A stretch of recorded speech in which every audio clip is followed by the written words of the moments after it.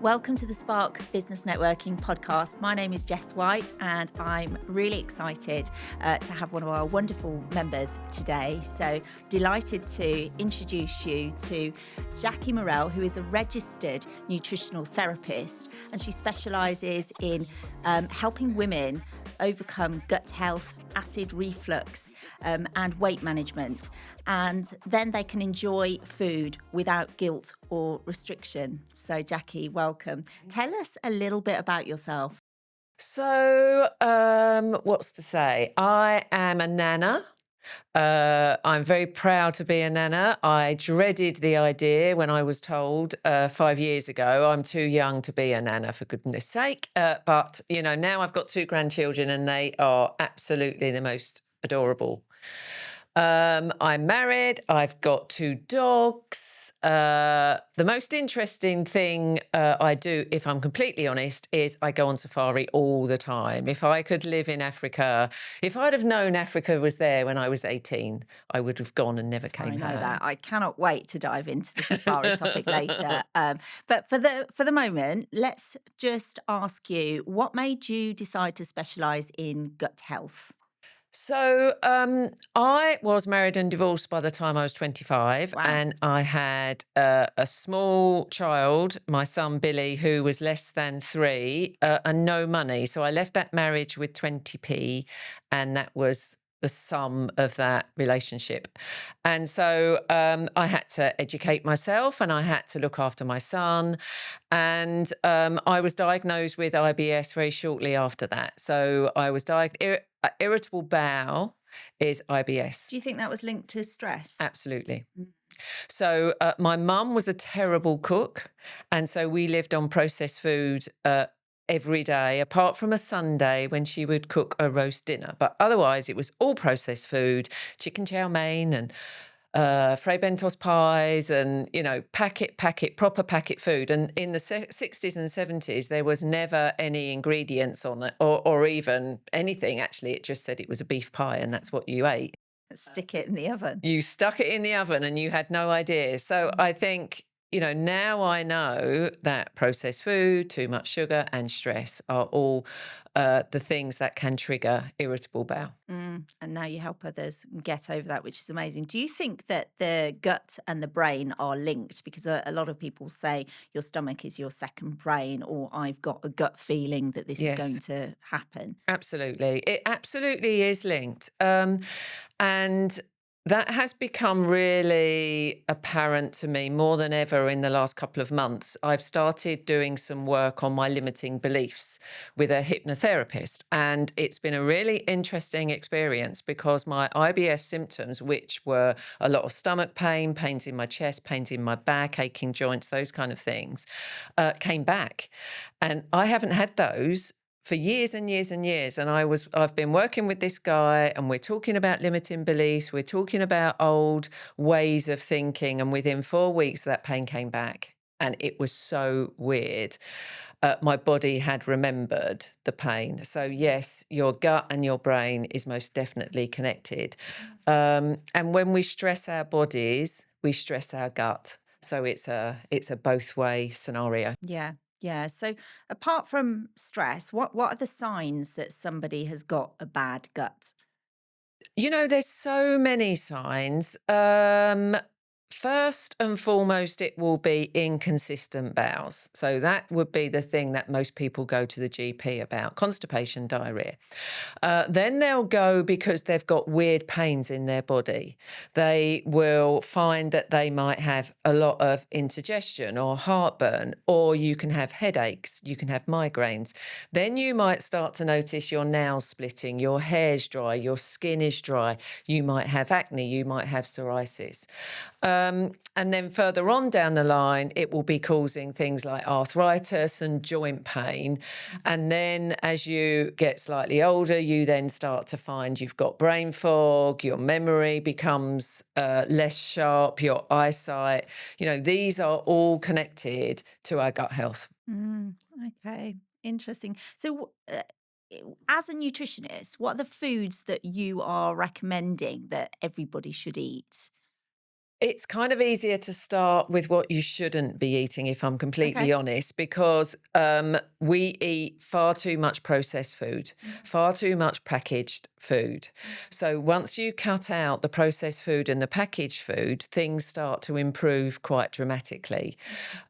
We eat far too much wheat. Now, I don't want to be that person that says you have to be gluten free, because it's a big trend that people fell into a few years ago. But the problem with wheat products is the gluten in the wheat products really disrupts the gut. It produces a protein called zonulin, which then contributes to leaky gut. And once you've got leaky gut, then you start reacting to food. Right. That's when people come and say, I can't eat anything. Yeah. Is that what causes people to bloat?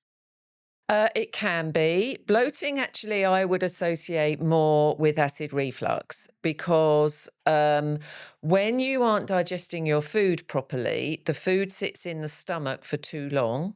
And when it sits in the stomach for too long, it produces gases, and those gases are what's causing you to bloat. But funny enough, the bloating can be caused by the obvious things like fizzy drinks and sugar, but fruit is absolutely high up there for bloating. Most people eat way, way too much fruit Yeah. Because they think it's healthy, right? because they think it's healthy, and it's adult treat food, and it's been genetically modified so that it is sweeter than it's ever been in our lives.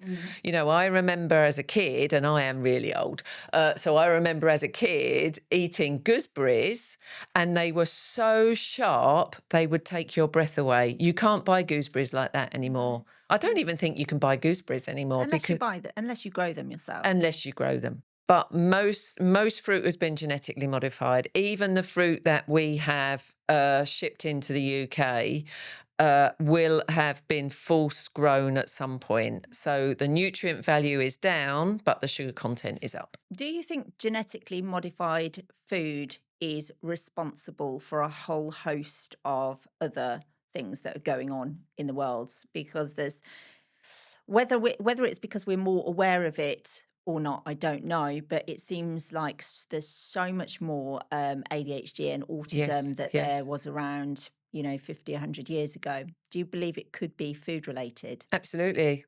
I think it is.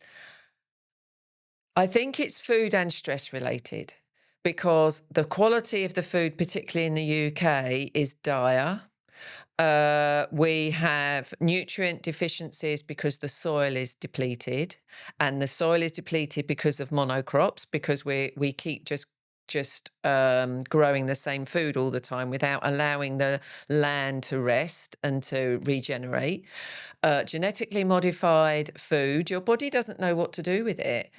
It's like eating. It's like taking single supplements like vitamin C. Vitamin C is great if you've got a cold. Well, it's not. If you take it on its own, it's not going to do anything, because your body doesn't know what to do with it. And it's the same with genetically modified food, with packet food that has ingredients you don't recognize.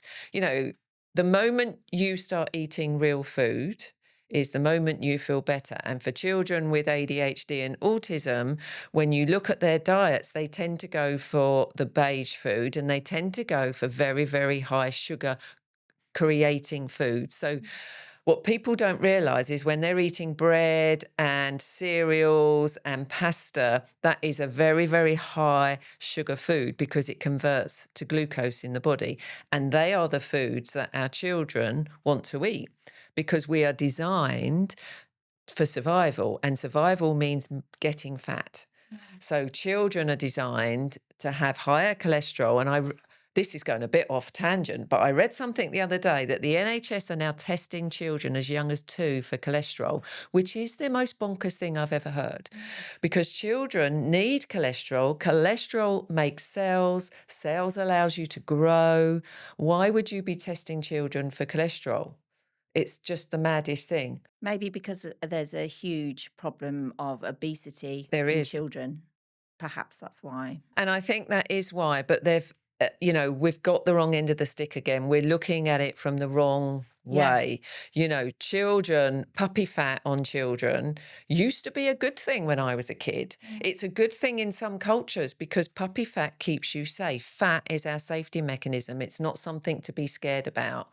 But the problem we have now is that those children, particularly in deprived areas, don't have access to a lot of real food. So they're eating a lot of fast food, and fast food is designed by scientists to hit your bliss point so you can't stop when you start. Yeah. And so that's what we are feeding our children when we let them eat a lot of fast food. Yeah. So what is the answer to weight management then? Where if people are constantly failing in trying to lose weight, do you recommend ever diets, or you're against them, or what is the answer that you... Yeah, so I'm against diets, if I'm completely honest. Or no diet works, and the reason diets don't work is because you're always waiting for them to come to an end. I've been on one diet all my life, and I did a Slimming World diet, which is just mad because when I did it, it was a low-fat diet. So there's one big problem there anyway. But I spent the entire time hungry and telling everybody, I can't wait till I hit my goal because then I'm going to have a cheese sandwich, a packet of crisps and a pint of Guinness. And that's exactly what I did. So I put all that weight back on. So what we really need to be thinking about, and this is what I talk to my clients about, is not going on a diet. We're going to make tweaks to the food you love to eat. So that you are eating healthier, and then long term you're going to stick to a plan. And that way people learn what their body wants to eat, because we're all different. So many of them are designed to be low-fat diets, and Yes. yet personally, I choose to eat a high-fat diet, but with the right fats. So Yes. avocados, a good sort of source of protein, but nuts, for instance, are high Yes. fat. Yes. But it's eating the right amounts and at the right time of day, I believe, is correct. Yes. I mean, first of all, fat does not make you fat. The reason we think fat makes us fat is because 100 years ago, when they came up with a calorie, they did it by burning food in a Petri dish, and the faster it burnt, the more calories it had, or the other way around. I don't remember which way it was. But fats came out as 9 calories per gram. Or per ounce at that time, whereas protein and carbs are 4. So obviously, if you've got double the amount of calories in a fat molecule to a protein and carb molecule, that must make you fat. Whereas in actual fat is satiating for us. It makes us feel full. It's great for our skin and our nails and our hair and our Your brain eyesight as well. and your brain. 60% of your brain is made of fat. And for women, it's the most important thing we can do, because our sex hormones are down that pathway, that cholesterol pathway, which are lipids. And this is what I keep saying to people. Lipids are fats. Don't avoid fats. And healthy fats, animal fats, fish, nuts and seeds, as you mentioned, full-fat Greek yogurt, full-fat yogurts, full-fat milk. Olive oil, butter, anything that has been produced in a factory with a scientist behind it is not real food, in my opinion. Yeah. Crisps? Now, crisps are a really interesting thing, okay, because there's nothing wrong with potatoes. There's nothing wrong with potatoes if you can tolerate potatoes. Not everybody can. I had a client who was eating potatoes while saying to me, it's funny because when I peel the potatoes, I get a rash on my hands. Yeah. So not everyone can tolerate potatoes, number one. Secondly, if you make your own potatoes and you cook them in fresh oil, not so bad. If you then put a little bit of salt on it, not so bad. The problem comes when you're using highly inflammatory oils like vegetable oils, and you're using them again and again, so they oxidate, and you're taking that into your body and it's producing stress in your cellular structure. So that's one problem. You then put a lot of artificial ingredients on it, and all the flavors. And I say to my clients, if you can't buy that ingredient in Sainsbury's, Marks and Spencer's, or on Amazon, don't use it. Yeah. Okay. Great. I mean, I have to admit, I am a huge softie for crisps. Me too. Unfortunately, that is my naughty thing Yeah, that I eat and all the me time. too. And the other thing just to say here is that as long as you recognise you're having a treat food, I don't have a problem with having treat food and people having treat food. So first of all, recognise it's a treat food, and then get your prettiest plate. It's got to be the thing you love the most. Prettiest bowl, prettiest plate. Put your food in that plate, sit in your favourite chair, look out of the window, really think about the food you're about to eat. Love it, enjoy it, admire it, tell it how beautiful it is, and then eat it. Yeah, this is mindful eating, which so many Mindful. people do not do. Everyone's on the go all the time, just grabbing something, Yes. and it's I mean, food is fuel, to be fair, yes, but if you're not thinking about or enjoying what you're eating, it's the opposite to mindful eating, I think, and it encourages you to eat slower as well, which is better for you, right? Yes. So, Yes. yeah. So what do we you talk a lot about like looking at your poo. I do. And you reminded me earlier when you were talking about vitamin C, because I believe when you have too much vitamin C, it makes your wee become a bit more yellow. Is that correct? Yes. Yes. So are there any other signs that people should be looking out for when their body is talking to them, telling them that what they're eating is not correct? So, our stools, poos, our stools, whatever makes you feel most comfortable to talk about it. So, first of all, you need to feel comfortable talking about it. Um, Everybody is different. So if you are normally on the loose side and you are comfortable and happy and you've got enough energy, don't worry about it. So there is something called the Bristol stool chart, which is like any other chart. It can worry you if you think I should be right bang in the middle and I'm normally a number 3. So that's not right. No. If your stools always are the same, consistency, don't worry about it. Start worrying a little bit more if you look down and they are floating. You definitely don't want them to float because that means you're not absorbing your fat soluble nutrients, and they are your A, D, E, and K. A is for eyesight, D is for bones, E is an antioxidant, K is for your gut health. If your stool is floating and you are eating a lot of fat, then you might have an issue to think about with your production of bile and therefore what's happening with your gallbladder. So, it's a very good indication that something is a bit skew-whiff in the body. The other thing to think about is if you are constipated, if you aren't going every day, then you are building up the toxins in your body. So you need to then be thinking about how can I encourage myself to go every day? Now, because I'm a proper geek, I went to an entire conference on constipation and it was really fascinating. The thing I learned was that your body gives you the signal to have a bowel movement only 6 times a day. And if you miss your moment, then you won't then be able to go until that next signal comes. And it comes mainly first thing in the morning or after breakfast or after lunch or after dinner.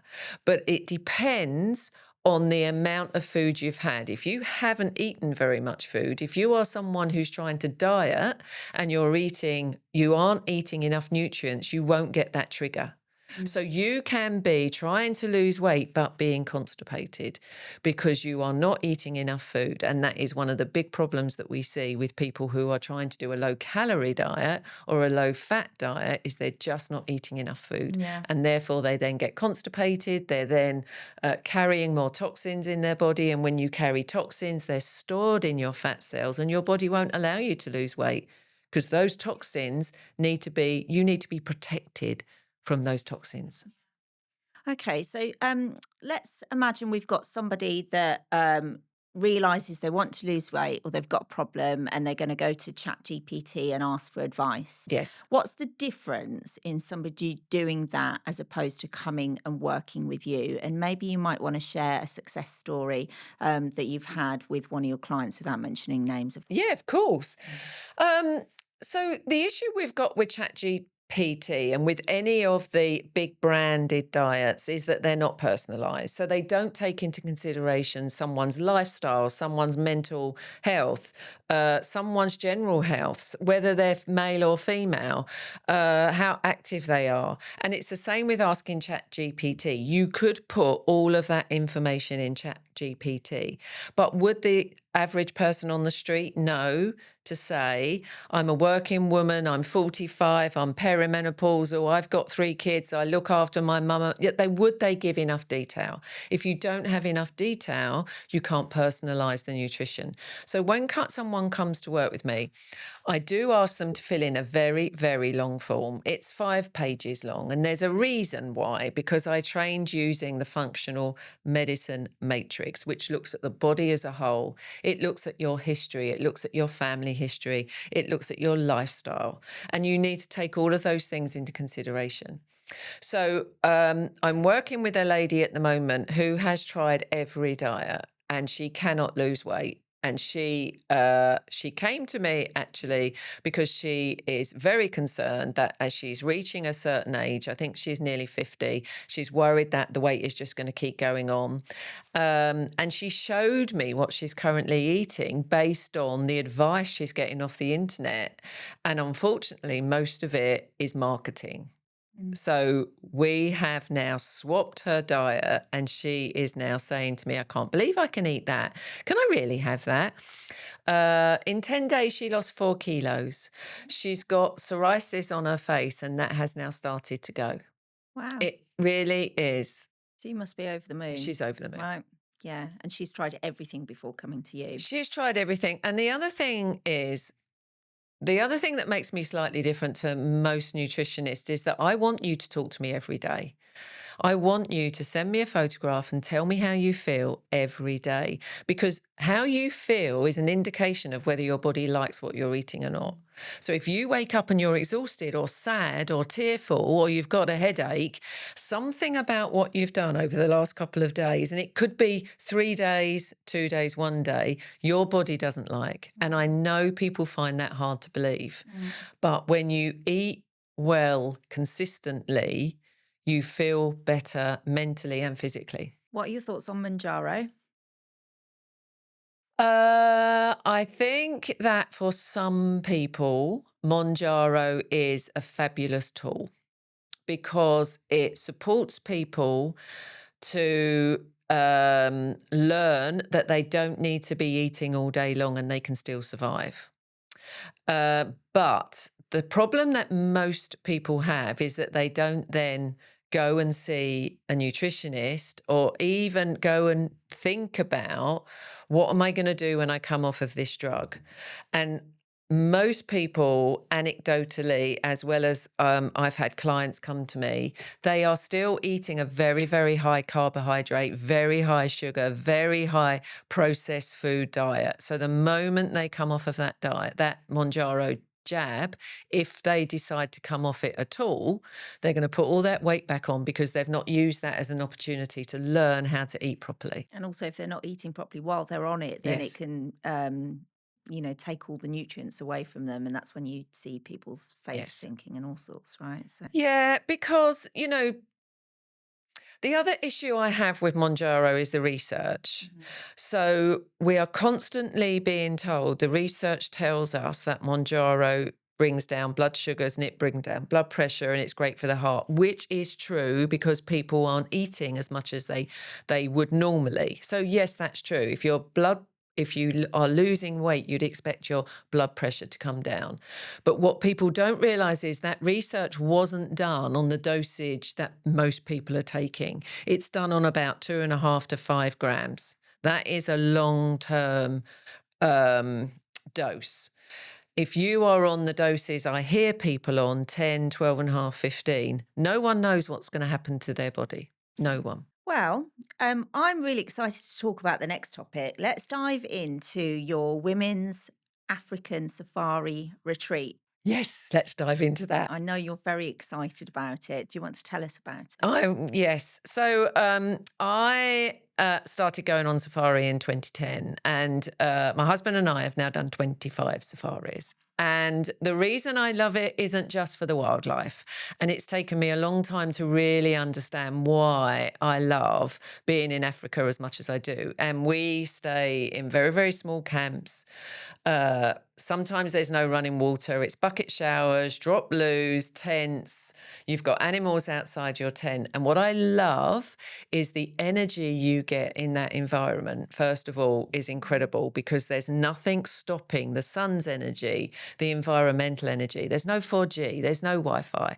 So you are exposed to nature as a whole. And when you're exposed to nature, the oxygen is better, the sun's energy is going into your cells and making you feel happy. And then the food is incredible because the food has not traveled. So you might have a very simple meal, a piece of grilled fish and a salad, and it tastes like nothing you've ever had before.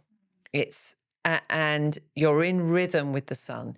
You're up at 5:30, you're out walking, you might be in a truck, you're looking at the wildlife, you're relaxed, you've got nothing to worry about. There's no time to a safari. You get up and you go to the body's rhythm. So it's the most relaxing thing I've ever done. So my safari retreat is being held in Laikipia Wilderness in Kenya. When? 3rd to the 9th of September next year. And the reason I've chosen Kenya is because So next year's 2027. 2027. The reason Kenya, because it's only 8 hours to Kenya. We stay overnight in a women-run hotel. And then we fly down to Laikipia Wilderness and we have got our own camp.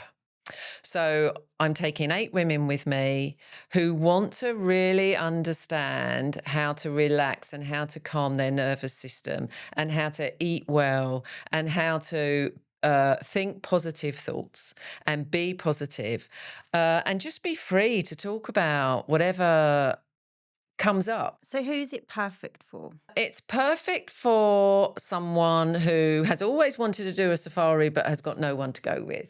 It's perfect for a woman who feels a bit overwhelmed with their life and they just want some time out. It's perfect for people who are really into their wellness activities. So we're going to do lots and lots of journaling. On the first day, we're going to use a set of oracle cards to help us to do some coaching, some journaling, some thinking about what do you want to get out of today, the next week, the rest of the year. We're going to be doing some all these things, sound baths, all these things to try and relax your nervous system. So people who are stressed, overwhelmed, who have a lot going on in their life, and they would like time where they are not contactable. Yeah. And it may well be that there's a married couple and one wants to go on a safari and the other one doesn't, or maybe she wants to go but doesn't really want to go with him. Yes. Or it may well be that somebody's on by themselves and they would love to go and do that, but it's quite a big thing to go and do a Yes. safari by yourself. But to go with a group, then amazing, right? Yeah, to go with a group. So we will meet in Nairobi, in the hotel in Nairobi. But if you're coming from London, you can meet us at Heathrow Airport, and I will be there to show you how to get through the airport in Nairobi. We've got a nice guy coming to meet us who's going to help us with the going through security. And then you literally don't have to worry about anything. Because it's all organised. It's all the food, all the drink, all your laundry, all of the activities. Everything is organised for you. Taken off your hands. It's You can just the relax and only enjoy. thing you think about is what shall I have for my sundowner. That is your only decision. Sounds perfect. I'm really tempted, Jackie.